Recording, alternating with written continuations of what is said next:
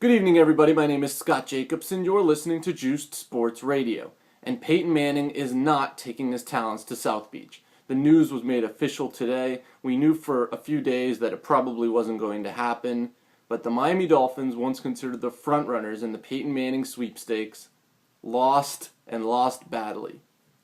And now the Miami Dolphins will turn their attention to Matt Flynn, a quarterback who has made 2 starts in his NFL career.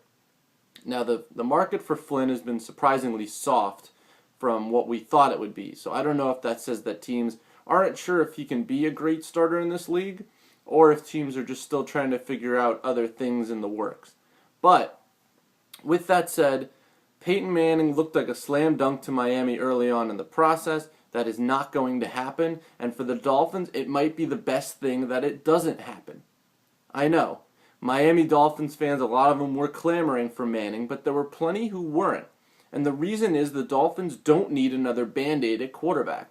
They need a guy that can be behind center for 5 to 10 years. Now, I hate when we look at these quarterbacks in the draft and go, we're going to put him behind center and he's going to be our quarterback for the next 12 years. How many teams have had NFL quarterbacks, the same quarterback, for 10 or 12 years in recent memory? Not a whole lot. And look, the Miami Dolphins, while it would have been nice for them to have Peyton Manning, while it would have been nice for jersey sales and ticket sales, and it would have added to the Miami Heat and Miami Marlins buzz around town, it wasn't necessarily the right move for their organization at this point. I do not believe that the Dolphins were ready to win a Super Bowl at this point in time. The Patriots are too good. The Buffalo Bills just added Mario Williams. The Jets are a year removed from back-to-back AFC championship games. The AFC East is stiff competition. So what the Dolphins need is they need a plan. And if that plan includes Matt Flynn being their starting quarterback, then go for it. If you believe he can be the guy, then take a chance. It doesn't seem like it's going to take a ridiculous contract to land the former LSU quarterback. But don't just sign him just to get somebody. Matt Moore was a serviceable quarterback last year, and even if he's not great, he's still decent. And that while that's sad to say for the Dolphins, who had high hopes of landing a premier quarterback, whether it be Robert Griffin III, Peyton Manning, or Matt Flynn, don't just take Flynn just because you want to make your fans happy and give them some type of potential. If you don't believe Flynn's the guy, don't go after him. If you don't believe Ryan Tannehill's the guy, don't go after him. Don't reach on a number 8 pick for a quarterback who many people don't believe is even a first rounder. That's the problem teams have had recently. Reaching for the hopes that they can find the next big quarterback. You saw it last year's draft with Jake Locker and with Christian Ponder. Teams go after these guys because they need quarterbacks, not because those guys are worthy of their picks. I got to see Christian Ponder a lot at FSU, and I personally didn't think he was a first-round quality quarterback.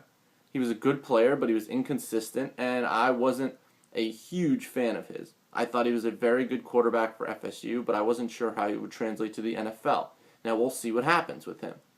Jake Locker, he might be sitting down for the next 2 years if Peyton Manning comes to Tennessee. We're not sure what's going to happen there.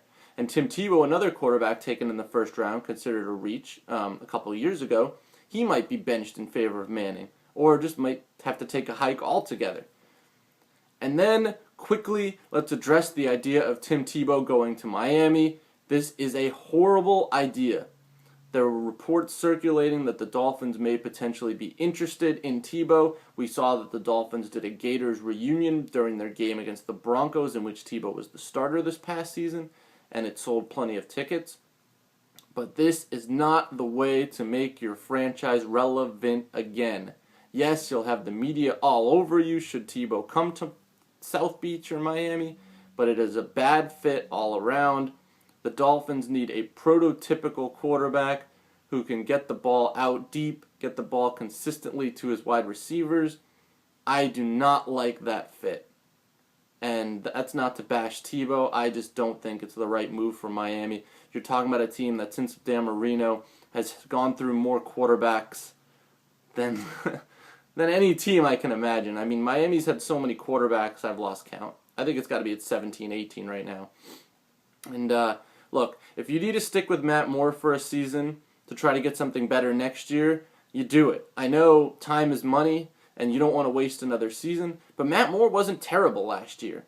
And if you can upgrade your wide receiver position and get a few other guys, you've got a pretty good defense in place, and the Dolphins can be a viable team with Matt Moore.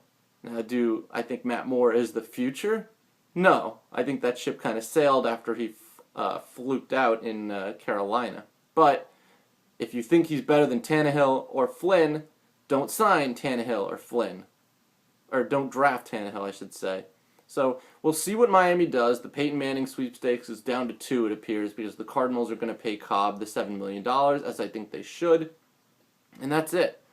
That's the story from here. The Dolphins are out of the running. Peyton Manning is not taking his talents to South Beach.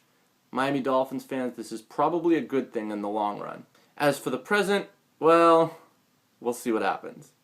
My name is Scott Jacobs. You've been listening to Juiced Sports Radio. That's it from here. Have a good weekend.